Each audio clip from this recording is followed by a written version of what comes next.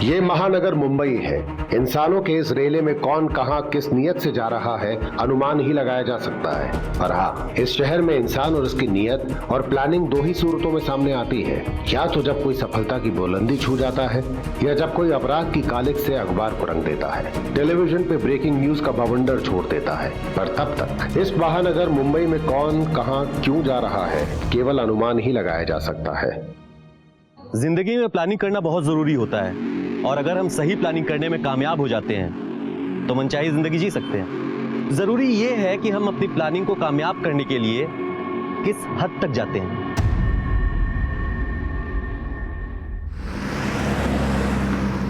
सुषमा, चलो खाना खा लो, फिर दवाइयाँ भी खानी है। लो। मुझे भूख नहीं है। अरे ऐसे कैसे, खाना तो पड़ेगा ही ना। दवाइयाँ भी खानी है, खा लो।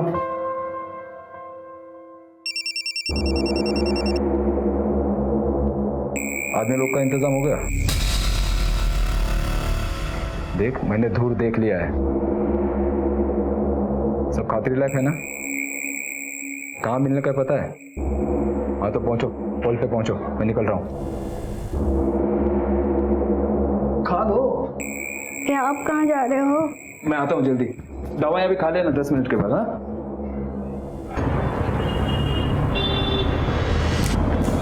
स्टेशन चलेगा? चलना यार। नहीं जाना भाई। अरे भाई, बिठाएगा नहीं तो कमाएगा कैसा? भाई मेरा ऑटो है, मेरी मर्जी, नहीं जाना।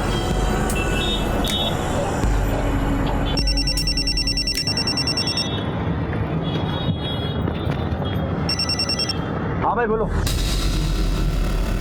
कहाँ पहुँचना है? बाड़ा की चौल पहुँचता हूँ। ओके। अभी देखना कैसे मारना। बोला था ना तेरे को। अरे मैं आया, 1 मिनट। हेलो, हाँ दादा बोलो। अरे नहीं दादा, आपकी बार कोई गड़बड़ नहीं होगा। आई शपथ दादा। ओके ओके भाई, दादा का फोन आया, चल आते हम लोग।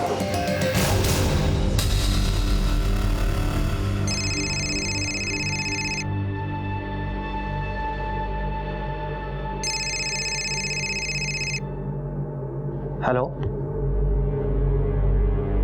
ठीक है, मिलते हैं सर।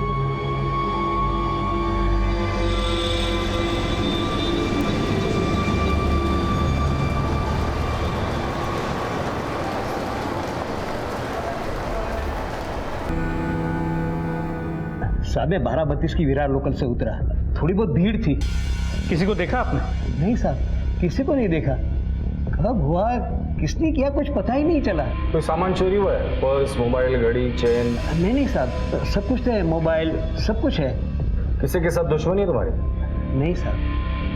ठीक है, जादव सर, इनकी कंप्लेंट लिखूंगा। ओके सर, जाइए आप। धन्यवाद सर। कमाल है, दिन दहाड़े किसी ने चाकू मार दिया और पता भी नहीं चला। कुछ चोरी भी तो नहीं हुआ है। शायद इस हमले की वजह कुछ और ही है। एनीवेज, गोरेगांव स्टेशन के बाहर जो रास्ता है, वहां अगर कोई सीसीटीवी मिलता है तो उसका फुटेज चेक करो। सर,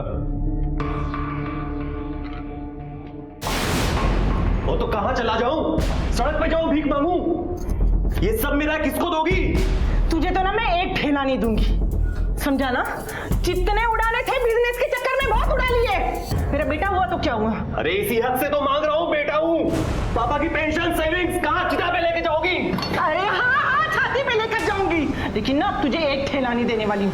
तू निकल यहाँ से, निकल यहाँ से। गलती का इनाम नहीं मिलता रे, आदमी बदल। ये काम होना बहुत जरूरी है। मिलने के ठिकाने पे पहुंच रात को।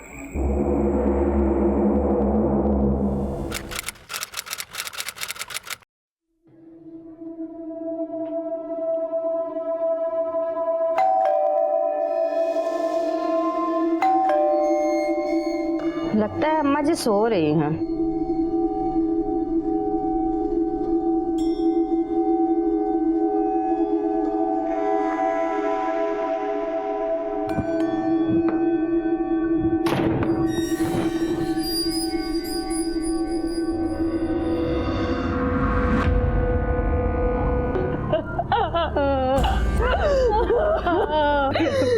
क्या हुआ ये सब? आ गया तू। ले, मम्मी चुप हो गई। पड़ गई तेरे कलेजे को टन। बहुत झगड़ा करता था ना तू मम्मी से। ले, अब कर ले झगड़ा। मम्मी जी।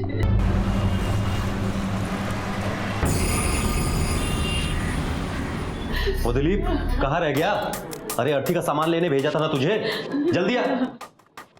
ओए, इतनी जल्दी क्यों मची तुझे? क्या बात कर रहे हो जिया जी? लाश यहाँ रख के कीर्तन करना है आपने? अरे थोड़ी सी तो शर्म कर ले। क्या बोल रहे तू? माँ थी हमारी। मालूम है किसकी माँ थी। शमशान का काम जल्दी निपटाओ जीजा जी, उसके बाद वकील को बुलाओ। वसीयत में पता नहीं क्या लिख के गई हैं, बंटवारा भी तो करना है ना।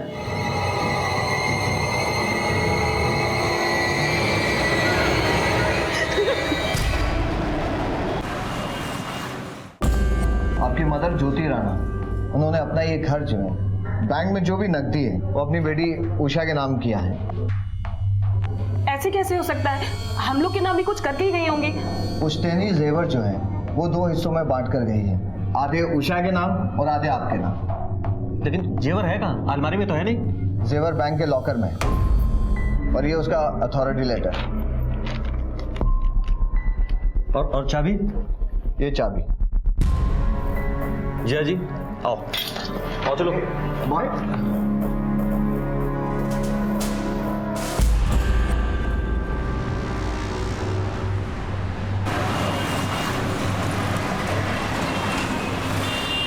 कुलदीप, मेरा एक जरूरी फोन आ गया ऑफिस से।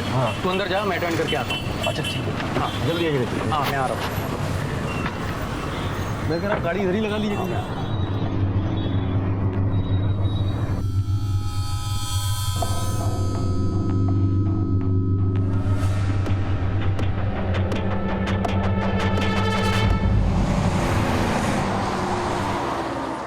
सर जी क्या बताऊं, सारे गहने लेके फरार हो गया वो।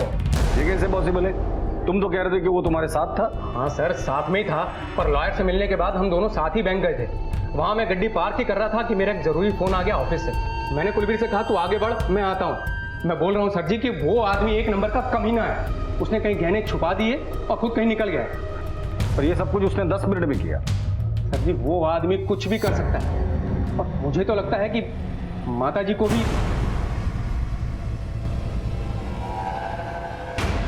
ठीक है अनुज, इनसे कुलवीर राणा की डिटेल्स ले लो, फोटोग्राफ्स वगैरह जो कुछ मिले वो, और बैंक से सीसीटीवी फुटेज मंगा लेना। जी सर। मां से पैसों के लिए दुश्मनों की तरह लड़ने वाला कुलबीर जेवर हाथ लगते ही फरार हो गया। वसीयत में जिसे न फ्लैट मिला न नगद, उस लालच के मारे बेटे के लिए 70 लाख के गहने लेकर फरार हो जाना संभव लगता है। इधर एक मां बेटी की तलाश में पटना बिहार से इस ईट गारे के जंगल में आ पहुंची।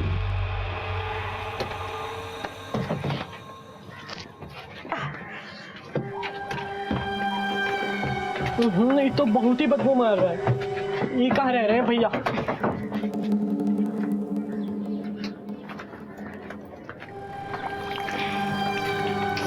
जी बहन जी, हाँ ये 32/205 कहाँ है? ये है जी। यहाँ तो ताला लगा है। हमारा बेटा पवन रहता है यहाँ। हाँ, यहाँ तो हफ्ते भर से ताला लगा है। पता नहीं आपका बेटा पवन कहाँ गया, कुछ बताकर नहीं गया। माँ, अरे माँ, ये सब छोड़ो, ये हम कर लेंगे। हमने अपना नंबर इसमें सेव कर दिया है। आप जब मन करे हमसे बात कर लेना। ठीक है बेटा। माँ दही चीनी। हाँ ला। अरे इस सब से कुछ नहीं होने वाला है। चुपचाप खाना पड़ेगा। चलो सगन होता है, मुंह खोलो। मुंबई में नौकरी मिलते ही तुमको और अन्नी दोनों को उधर ही बुला लेंगे। हम क्या कह रहे हैं विधवा, 2-4 महीना और रुक जाते, यहाँ पटना में ही नौकरी ढूंढ लेते। 2 साल से MBA करके बैठे हैं, और रुके तो सुसाइड कमिट कर लेंगे। पगला गए हो का? और वैसे भी माँ, मुंबई बहुत बड़ा शहर है, यूं समझ लो कि बुलावा आ गया। ठीक है बिटवा, खूब मेहनत करो और खूब कामयाबी पाओ।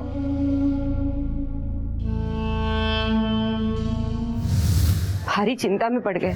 जैसा सोच के आए थे वैसा कुछ नहीं हुआ अब तक। कुत्ता वाला जिंदगी है इधर। क्या हुआ?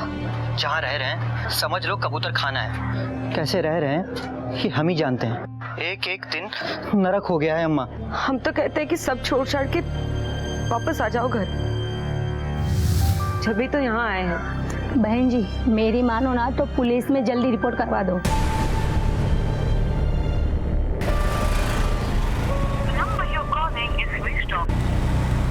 फोन अभी भी स्विच ऑफ आ रहा है ना। एक बार और मिला के दे।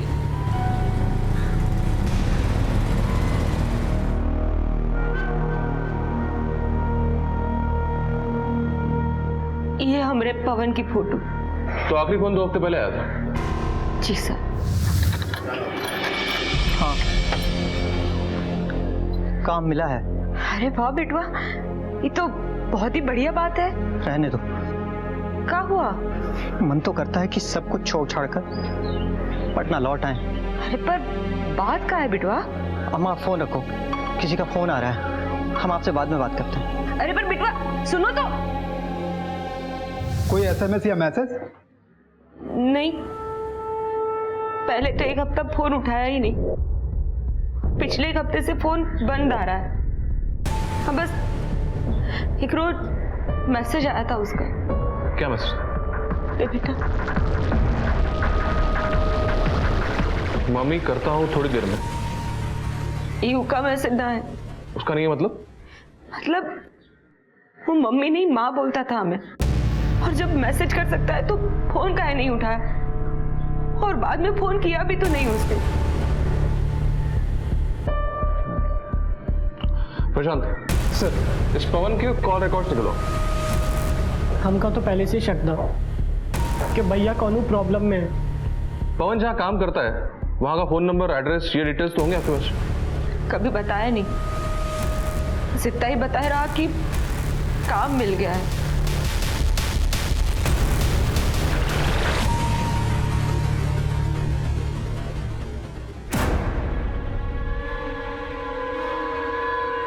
सर जी ये देखो कुलबीर राणा बैंक से निकल कर आ रहा है, और सर इसके हाथ में ये बैग भी है।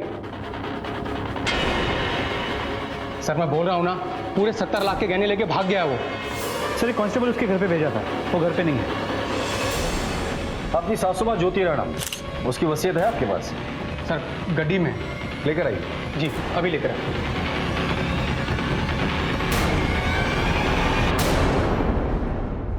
इसके हिसाब से तो ज्वेलरी में आधा हिस्सा कुलबीर का है, बाकी सारी प्रॉपर्टी अपनी बेटी मतलब आपके बीवी के नाम की है। जी हाँ सर, इसी की तो खुंदक निकाली है उसने। पूरे 70 लाख के गहने लेके फरार हो गया वो। आपकी सासू माँ बीमार रहती थी? हाँ सर, बीपी और डायबिटीज की मरीज थी, और मरने से 1 दिन पहले झगड़ा हुआ था उनका कुलबीर से पैसों को लेकर। पर आपने बताया था कि कुलबीर अंतिम संस्कार करने की बहुत जल्दी में था। हाँ सर जी। अरे अर्थी का सामान लेने भेजा था ना तुझे, जल्दी आ। वो और उसका दोस्त दिलीप दोनों को बहुत जल्दी थी। ठीक है आप जाइए, अगर कुछ पता चलता है तो हम आपको इन्फॉर्म कर देंगे। ठीक है सर। अनुज, कुलबीर का अपनी माँ के साथ पैसों को लेकर झगड़ा हो जाता है, फिर माँ मर जाती है, जल्दी जल्दी में उसका अंतिम संस्कार होता है, और अब ये कुलबीर ज्वेलरी लेकर घर से गायब है। सर कहीं इस कुलबीर ने ही अपनी माँ को? हो सकता है, लेकिन सबसे पहले हमें यह पता करना है कि कुलबीर को पैसों की ऐसी क्या जरूरत थी, क्या उस पर कर्जे थे या उसके शौक ऐसे थे। दूसरी बात, इसके पास ज्वेलरी है तो बेचेगा जरूर। आसपास के एरिया में जितने भी ज्वेलर्स है सबको इन्फॉर्म कर दो, खासकर जो चोरी के गहने खरीदते हैं उन्हें। सर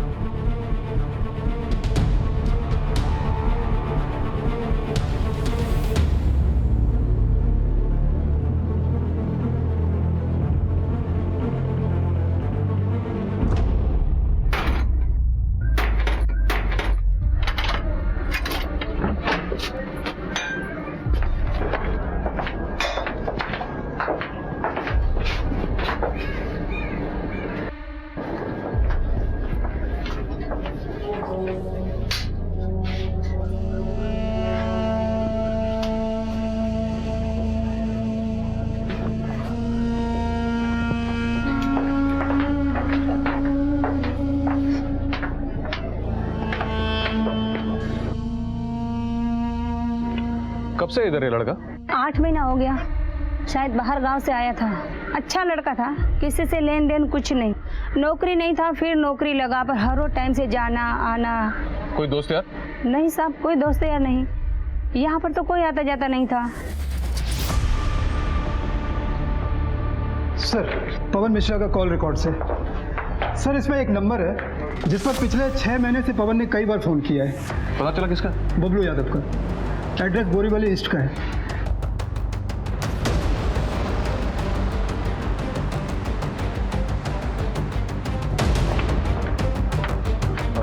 सुनो, ये बबलू कहाँ रहता है?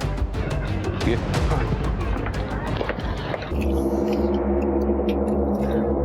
बबलू?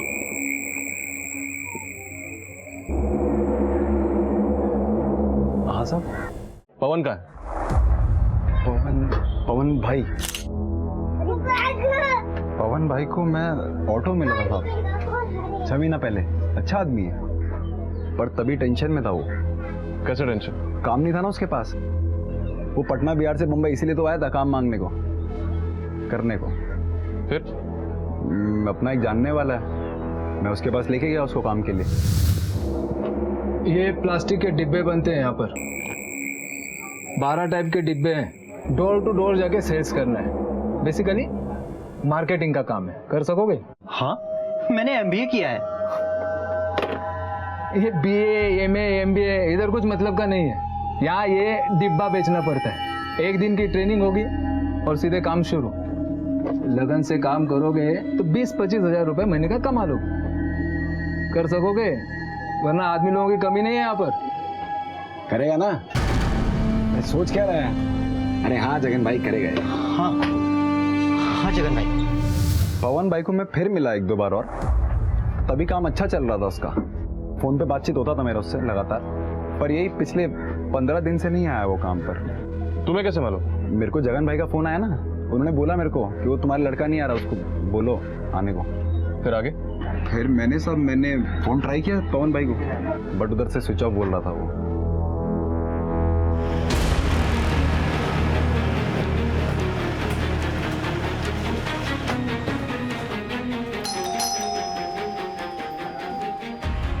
कुलबीर राणा जी, मैं उनकी वाइफ। कहाँ है वो? बुलाइए उन्हें। घर पर नहीं है वो। घर की तलाशी लो। अरे आप लोग अंदर कहाँ घुसे आ रहे हैं? अरे बात क्या है, आप कुछ बताइए। घर की तलाशी लो, देखो जेवर मिलता है क्या। अरे कहाँ अंदर चले जा रहे हैं? अरे छोड़िए ना, क्या हो क्या रहा है? आपका पति आपके सास के जेवर लेके बैंक से भाग गया है। सर, ये दुकान के पेपर्स मिले।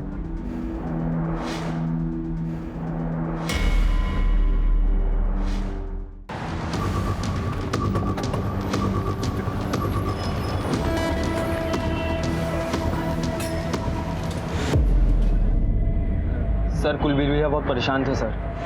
ये दुकान का सारा पैसा बैलेंस है ना। कितना? तकरीबन 20 लाख सर। आखिरी बार कब बात हुई थी उससे? सर, वो उनकी मम्मी के अंतिम संस्कार के लिए गए थे ना, तभी। फिर उन्होंने कहा मुझे जाना है, वकील से मिलना है, और वो उनके जीजाजी वो भी साथ गए थे। लास्ट वही बात हुई थी। फिर मैंने उनका फ़ोन ट्राई किया कई बार, लेकिन सर फ़ोन बंद आया। हमने सुना है कि उनकी माँ के अंतिम संस्कार के दिन तुम बहुत जल्दी में थे। नहीं सर, ऐसी कोई बात नहीं है। जैसा जैसा उन्होंने कहा मैंने वैसा ही किया। कोई घाई नहीं थी सर। लेकिन पैसों की घाई थी। सर, वो क्या है ना कि दुकान का मालिक हफ्ते में 3 बार आके गया और वार्निंग दिया है, फ्राइडे तक पैसा चुकता नहीं किया तो खाली करवा देगा। ठीक है, कुलबीर अगर तुम्हें कांटेक्ट करता तो सबसे पहले तुम हमें कांटेक्ट करोगे, समझे? जी सर। अनुज, 20 लाख का कर्जा था, 70 लाख के गहने लेकर क्यों भाग गया? 35 लाख तो उसके हिस्से से ऐसे ही मिलने वाले थे उसे। सर, माँ का घर, जायदाद, बाकी सब तो बहन के नाम हो गया था। सोचा होगा कि जो जेवर मिले वो क्यों लौटा दे। लेकिन गहने लेकर फरार होने से कुलबीर का काम नहीं होने वाला है। क्या बात कुछ और है जो हमसे छूट रही है?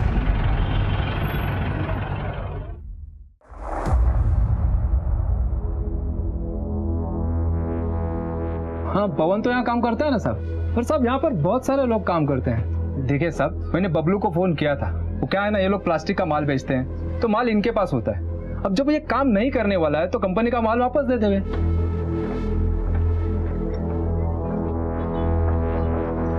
सुनो। जी साहब। तुम इसी फैक्ट्री में काम करते हो? जी साहब, यही काम करता हूँ। पवन को जानते हो? जी साहब, जानता हूँ। किधर है वो?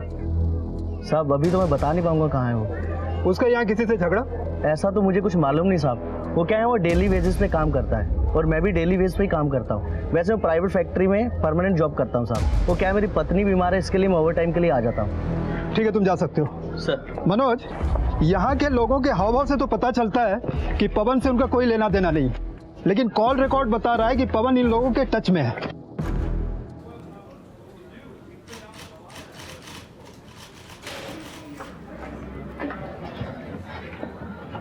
क्या बोले? कुछ पता चला?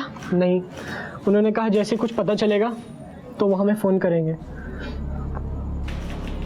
माँ, तुमने सुबह से कुछ नहीं खाया, कुछ खा लो। खा लो? पीने वाला गले से नीचे नहीं उतरेगा। पता नहीं मेरा बच्चा किस हाल में है।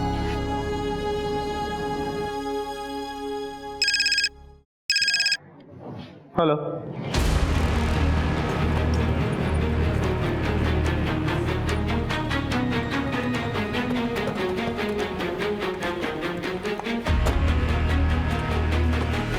कब से पड़ा ये यहाँ? मालूम नहीं साहब, मैं यहाँ से जा रहा था, बहुत सारे कुत्ते भौंक रहे थे, आके देखा तो लाश है। जा तुम्हें निगाह, कातिल नहीं चाहता था कि इसकी शिनाख्त हो जाए। सर ये मिला। किसी चीज की रसीद लगती है, इसमें नाम और एड्रेस भी है। तुम लोगों ने बहुत अच्छा काम किया है। ये लो, अपने धंधे में ईमानदारी बहुत जरूरी है, और ईमानदारी का फल भी तो मिलेगा। जितना ज्यादा काम, जितनी ज्यादा ईमानदारी, उतना ज्यादा पैसा। शुक्रिया जग्गू दादा।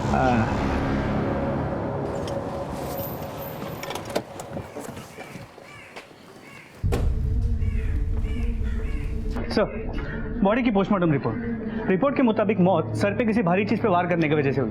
हो सकता है कोई पत्थर हो, तो फिर उसी चीज से उसका चेहरा भी बिगाड़ा गया। और क्या लिखा है इसमें? सर, बॉडी पे जो स्लिप मिली थी उसकी लैब रिपोर्ट है। ये स्लिप एसएसबी के बैंक के लॉकर की स्लिप है, और इस पे एक लॉकर नंबर भी है। हैरानी की बात यह है कि ये लॉकर ज्योति राणा के नाम पे है। इसका मतलब वो डेड बॉडी कुलबीर राणा की है, जो ज्वेलरी लेकर फरार होने के बाद शायद किसी ने उसको मारा है। तो उसकी फैमिली को शिनाख्त के लिए बुला लो। सर सुमन संभालो अपने। ये कुलबीर नहीं हो सकता, ये कुलबीर नहीं हो सकता। क्या आप आइडेंटिफाई कर सकते हैं? सर, चेहरा तो बुरी तरह से कुचला हुआ है सर, हाथ और कद काठ ही देखकर तो ये कुलबीर ही लग रहा है। अनुज, रिस्क नहीं लेते। इस बॉडी का डीएनए इसकी बहन उषा के साथ मैच करवाते हैं, और इसकी फोटो हर पुलिस स्टेशन में सर्कुलेट करो, और बॉडी को यही रहने दो। सर, लाश के मिलने के बाद कई सवाल खड़े हो गए थे। क्या यह कुलबीर था? अगर था तो कुलबीर को किसने मारा, क्यों मारा, शक्ल क्यों बिगाड़ दी? इस हैवानियत के पीछे किसी का क्या मकसद हो सकता है? पुलिस के लिए अब चुनौतियां बढ़ने लगी थीं। साहब, मैंने नहीं चुराया साहब। क्या हुआ? साहब, मेरा नाम सुधाकर है और गणेश मंदिर के पास मेरे कपड़े का होलसेल व्यापार है। ये श्याम है, मेरे पास काम करता है।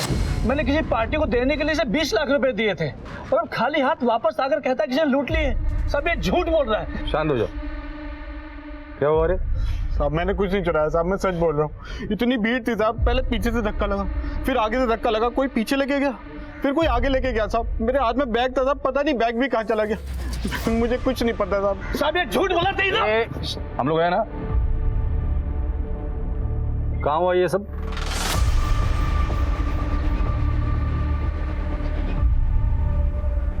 सर, ये उस मार्केट एरिया का सीसीटीवी फुटेज।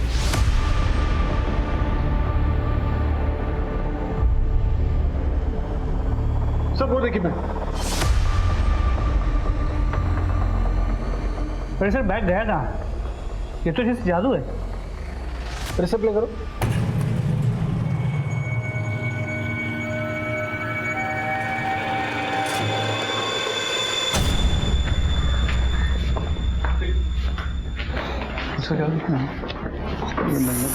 साहब, वो हमारा बिटवा पवन को पता चला? तुलसी जी, अभी तक तो पवन का कुछ पता नहीं चला। पता नहीं किस हाल में होगा, कितने दिन हो गए, कुछ खबर नहीं है वो कहाँ है, कैसा।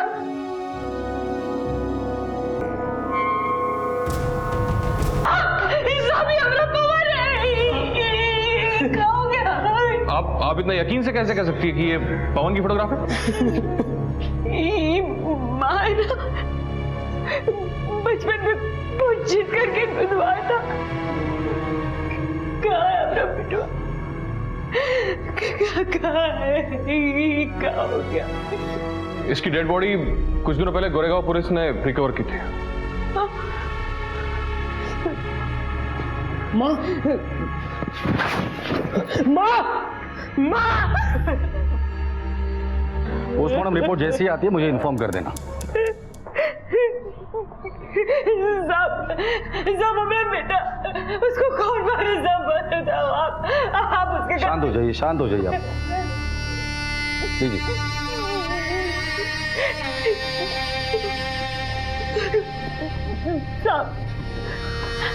साहब हमें पवन को कौन मारा होगा? वो तो बड़ा ही शरीफ है, यहाँ काम करने आया था। थोड़े पैसे जमा हो जाए तो हमको यहाँ बुला लेने वाला था।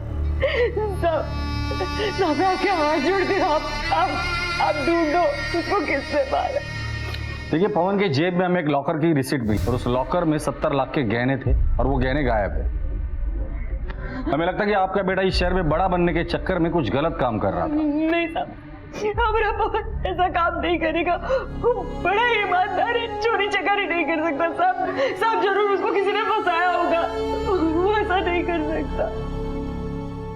ये पवन मुंबई में नौकरी करने आया था, नौकरी तो उसे मिल गई पर शायद वो खुश नहीं था और इसीलिए उसने चोरी की। हो सकता है। मुझे दो पॉसिबिलिटीज बनती है।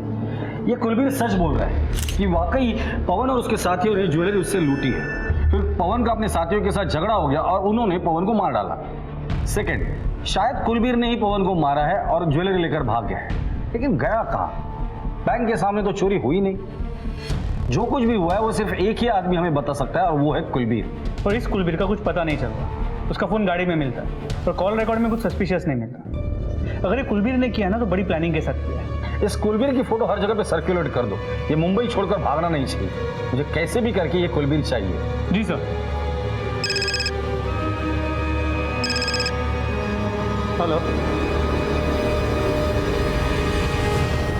सर, पवन मिश्रा केस की सारी डिटेल्स इस फाइल में।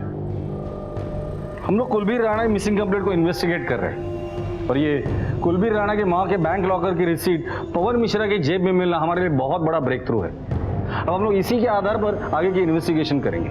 Right sir. In case if you need any help you are at your service. Thank you very much. Sure. Tulsi Mishra को उसका बेटा मिल के भी नहीं मिला। पवन मिश्रा की गुमशुदगी की फाइल फिलहाल क्लोज तो हो गई, पर उसकी बेरहमी से की गई हत्या, जेब में लाखों रुपए के लापता गहनों की रिसीट और इन गहनों से जुड़े व्यक्ति कुलबीर राणा की गुमशुदगी ने पवन मिश्रा की गोरेगांव और बोरीवली थानों में कई एक नई फाइलें खोल दी। इधर गोरेगांव पुलिस एक विचित्र आपराधिक चुनौती से जूझ रही थी। कैसे हुआ कहाँ था? सर मैं एटीएम से पैसा लेकर ही आ रही थी इसी फुटओवर ब्रिज से। अचानक पता नहीं कैसे मेरा पर्स कौन लेके छीन के भाग गया, कुछ पता ही नहीं चला सर।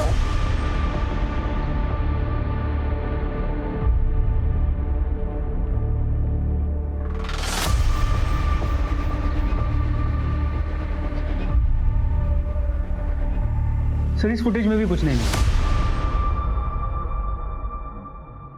क्या हुआ सर, क्या सोच रहे हैं?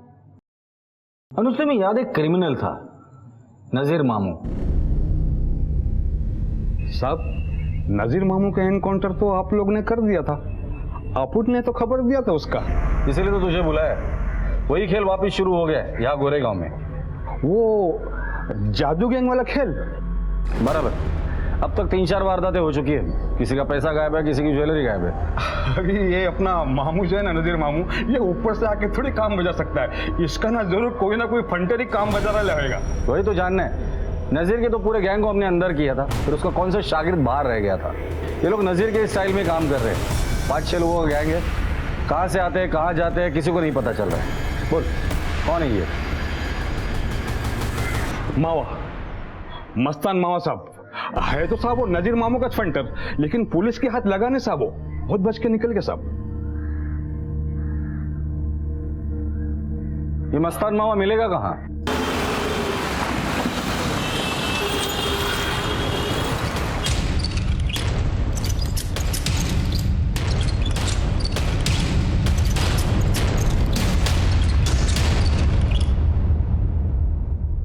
अरे साहब, भाभी का लेने का इधर? तेरे को लेने आया हूं। चलेगा? ले चलो ना साहब, ले चलो मेरे को। पैरों से पैरालाइज हो गया हूँ, इलाज के लिए पैसा भी नहीं मेरे पास। इलाज के लिए तेरे पास पैसे नहीं है और ये इतना सब कुछ ऐसे ही बन गया? साहब ये सब तो दिखावा है, अंदर से एकदम खोखला हूँ। कब से तेरी हालत? 3 साल हो गए साहब, दवाई ज्यादा, खाना कम खाता, बेकार हो गया हूँ साहब। ठीक है, इसकी फिजिकल हालत देखकर लगता नहीं कि ये इन्वॉल्व होगा, लेकिन क्राइम करने का तरीका वैसा ही है। जी सर, इसकी मोडस ऑपरेंडी बिल्कुल सेम है, लेकिन ये लोग है कौन? हम लोगों ने सारे सीसीटीवी फुटेज चेक किए। अनुज, एक काम करते हैं, एक बार ये सारे सीसीटीवी फुटेज एक साथ चला कर देखते हैं, कोई ना कोई चीज तो कॉमन जरूर निकलेगी। प्ले करो। स्टॉप। वो ऑन करो। स्टॉप। ये प्ले करो। स्टॉप। अनुज, ये और ये चारों तीनों फुटेज में कंधे पर बैग है, सेम। लेकिन इनके चेहरे तो कहीं भी नजर नहीं आ रहे, क्योंकि इन्हें पता है कि ये सीसीटीवी के सामने, इसलिए जानबूझकर चेहरा छुपाए। इनके कंधों पर देखो, एक ही बैग है। जो सीसीटीवी कुलबीर का हमने देखा वहां ये नहीं हुआ, शायद आगे उसके साथ भी यही हादसा हुआ होगा। सर मतलब एक प्रॉपर गिरोह है जो पूरी प्लानिंग के साथ काम करे। करेक्ट। लेकिन सर वो कुलदीप वाली इंसिडेंट से जुड़ा आदमी पवन मिश्रा, जिसके जेब में वो लॉकर की रिसीट मिली थी, हो सकता है वो भी इसी गैंग का मेंबर हो। लेकिन अब वो तो मर चुका। बोरीवली पुलिस ने उसके एक दोस्त के बारे में हमें बताया था, वो ऑटो ड्राइवर बबलू। लेकिन सर कोई पवन को क्यों मारेगा? हो सकता है कि लूट के माल को लेकर इन लोगों में झगड़ा हुआ हो और पवन को मार दिया हो। इस बबलू ड्राइवर को उठाकर लेकर आओ, अब आगे की बात ये बबलू ही बताएगा हमें। सर साहब मैं नहीं जानता, बेरोजगार था, मैंने काम दिला दिया उसको, 1-2 बार फोन पे बात कर लिया उससे, बस वो अच्छा आदमी था, उतना ही साहब, बस उतना ही। अपन ऑटो वाला आदमी है साहब, कहाँ। दिन भर ऑटो चला चला के थकता होगा ना तू? हाँ सर मैं थक जाता, थोड़ा आराम कर ले तू। अनुज, इसका क्या करना है ना, तो मुझे बाद में बताता हूँ। साहब मेरी बात सुनो साहब, मैं बोल रहा हूँ साहब, आप सुनो तो सही साहब, मेरा लेन देना नहीं है आप साहब।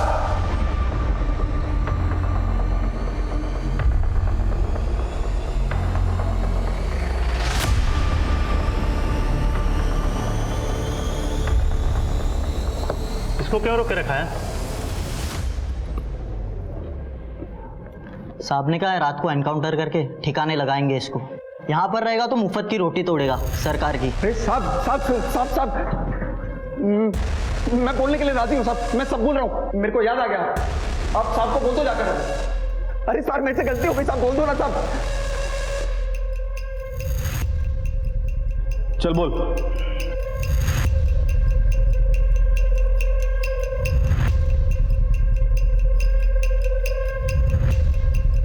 जो चाहिए एक बार लिस्ट बना लो, शादी के रोज मत कहना ये रह गया वो रह गया, ये चाहिए वो चाहिए, समझ आ रहा है?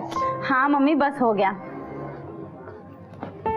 तुम्हें कुछ भी एक्सपेंसिव चाहिए मुझे बताना, मम्मी को नहीं।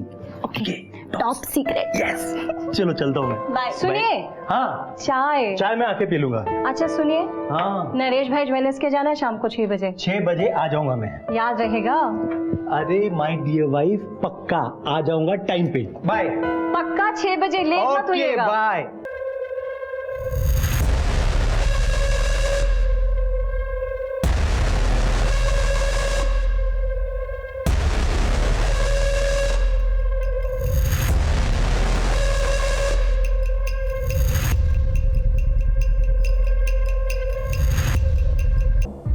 कितनी बार बोला था आपको कि 6 बजे तक आ जाइएगा? 5 बजे से मैं और मेरी बेटी तैयार होकर बैठे हैं। अरे यार एक मीटिंग आ गई। तुम्हारी मीटिंग ही इम्पोर्टेंट है। कल चलेंगे पक्का। कल फोन कर। हाँ जी अंकल। सुन, कल शाम को धूर लेट हो गया था, अब तू जल्दी निकल और पोल पे पहुंच। दूर पहुंच रहा है, बाकी के लोग भी पहुंचते होंगे, जल्दी निकल। हाँ जी अंकल।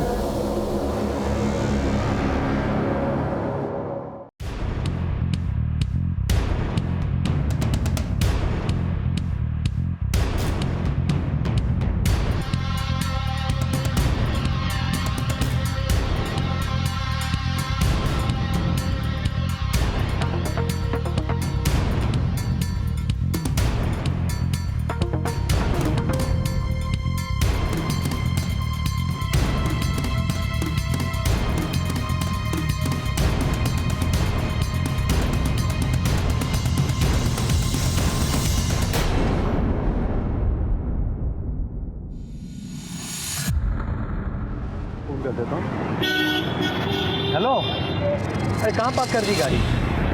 ठीक है, अच्छी लगी बहुत। अरे चलो थोड़ा इधर ही चल के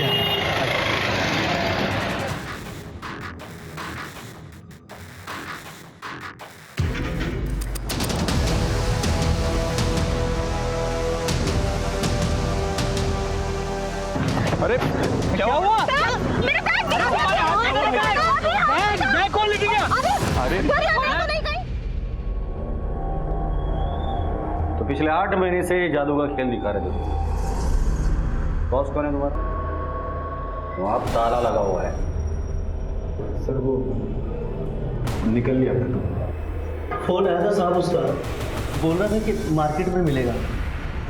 सर ये सभी चोरियां कबूल है इन लोगों ने। इसमें कुलवीर, श्यामलाल और मलाड की मिसेज नारंग का भी केस। इसके अलावा और 6 केसेस हैं। 3 सेंटा क्रूज, 1 विलेपार्ले, 1 घाटकोपर। और वो गणेश मंदिर वाला व्यापारी जिसके वर्कर के हाथ से वो 20 लाख रुपए से भरा बैग भी छीना गया था।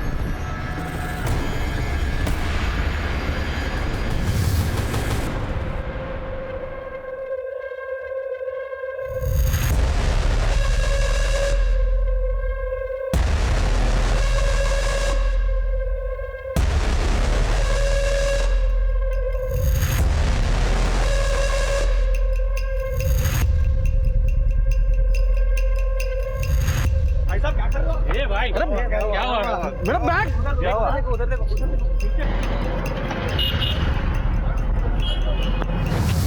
पिछले 8 महीने में जादू के बहुत शो दिखाए तुम लोगों ने। एक बात बताओ, कुलवीर को क्यों मारा? कुलवीर को क्यों मारा? सर हम उसे क्यों मारेंगे? हमने तो बैंक के बाहर उसका सामान हड़प लिया और चुपचाप वहां से चंपत हो गए सर। अरे ए भाई भाई साहब क्या कर रहे हो यार? अरे मेरा बैग, अरे मेरा बैग कहाँ गया? पवन मिश्रा को क्यों मारा? सर मुझे जाने दीजिए, मेरी पत्नी बहुत बीमार है, साइन हॉस्पिटल में। पता है मुझे, तेरी बीवी साइन हॉस्पिटल में एडमिट है, किडनी ट्रांसप्लांट हुआ है, 15 लाख रुपए खर्चा है। विशाल जी, ऑर्गन केमिकल्स में जूनियर अकाउंटेंट की नौकरी करते हैं, 20,000 रुपये तनख्वाह है तुम्हारी, तो बीवी के इलाज के लिए 15 लाख रुपए कहाँ से आए तुम्हारे पास? यही तुम्हारा पार्ट टाइम बिजनेस है। और हाँ, सिर्फ सच बोलो।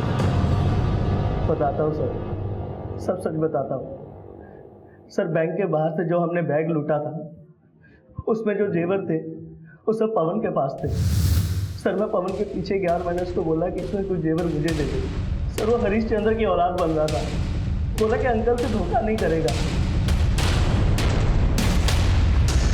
जिससे तुम्हें ये जादू का खेल सिखाया था, गुरु को नहीं।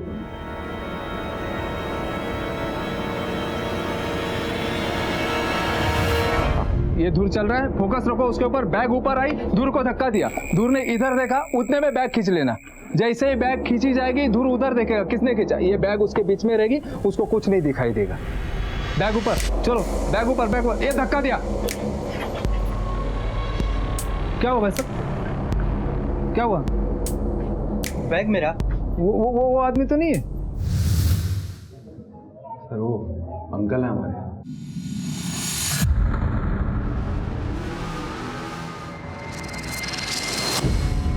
मैं चलता हूँ, पुलिस मेरे पीछे पड़ी है। जिधर भी जाओगे मास्टर को भूलना नहीं, पेमेंट टाइम पे आना चाहिए, क्योंकि ये जादू का खेल मैंने सिखाया तुमको। नहीं बस, चलता हूँ।